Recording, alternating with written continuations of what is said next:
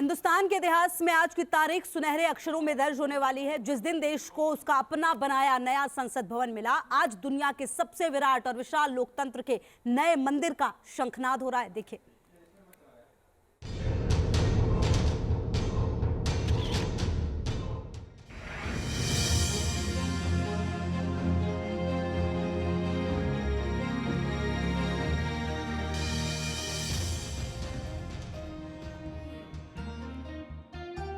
और नियत साफ हो, इच्छा शक्ति प्रबल हो और प्रयास ईमानदार हो तो कुछ भी असंभव नहीं होता है, सब कुछ संभव होता है। ये दुनिया के सबसे बड़े और पुरातन लोकतंत्र का नवीनतम उद्घोष है। ये एक भारत श्रेष्ठ भारत का परचम लहराने वाली आस्था की अटल इबारत है। ये भविष्य के भारत की बुलंद इबारत लिखने वाले विश्वास की भव्य इमारत है। ये नए भारत की नई संसद है। नए संसद भवन का निर्माण इस तरह किया गया है कि संविधान की मूल भावना को लेकर आगे जाएगा। नया संसद भवन 4 मंजिला त्रिभुजाकार इमारत है, जिसका निर्माण 971 करोड़ की लागत से किया गया है।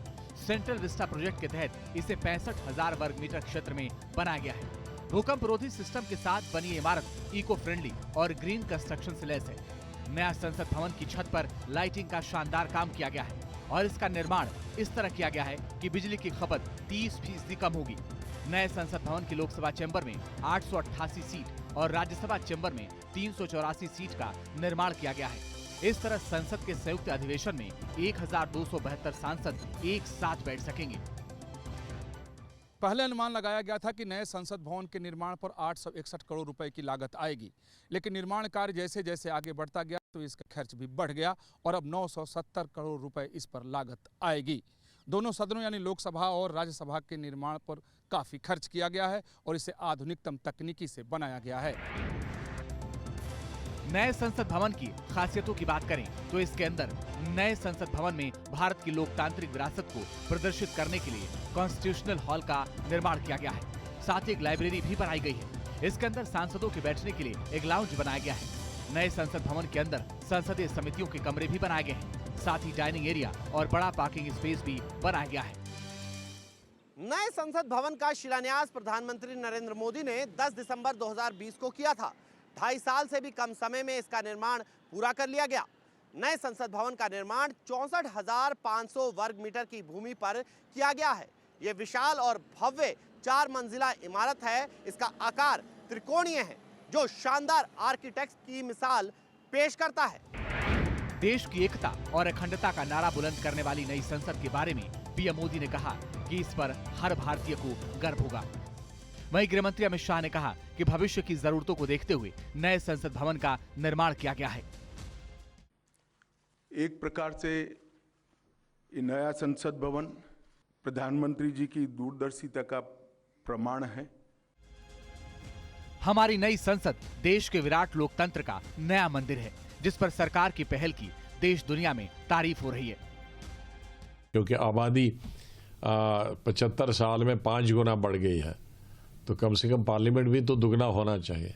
तो उसके लिए हमारे जो प्रेजेंट आज का पार्लियामेंट है उसमें जगह नहीं थी, तो नया पार्लियामेंट तो बनाना ही था। तो मैं बधाई देता हूं कि नई इस गवर्नमेंट ने अच्छा इनिशिएटिव लिया और एक रिकॉर्ड टाइम में बनाया, वरना पार्लियामेंट इतना जल्दी नहीं बनता। तो उसके लिए विपक्ष को चाहे था उन्हें बधाई देना, बजाय बाइकआउट करने के लिए। जो लोग तुम खुद नहीं कर पाए, अगर वो कोई दूसरा करना है चाहे तो खुश होना चाहिए। नया संसद भवन भव्य होने के साथ ही तमाम सुविधाओं से लैस है। यह हर मामले में पुरानी संसद से ज्यादा विशाल और विराट है। पुराने संसद भवन का आकार गोल है, जबकि नए संसद भवन का स्ट्रक्चर त्रिभुजाकार है। पुराना संसद भवन 47,500 वर्ग मीटर में फैला है, जबकि नए संसद भवन का निर्माण 64,500 वर्ग मीटर में हुआ है। पुराने संसद भवन का निर्माण 1921 में शुरू हुआ और ये 6 साल में बनकर तैयार हुआ, जबकि नए संसद भवन का निर्माण 2020 में शुरू हुआ और ये करीब 2 साल में बनकर तैयार हो गया। पुराने संसद भवन के निर्माण पर 83 लाख का खर्च आया था, जबकि नए संसद भवन के निर्माण में 971 करोड़ की लागत आई है।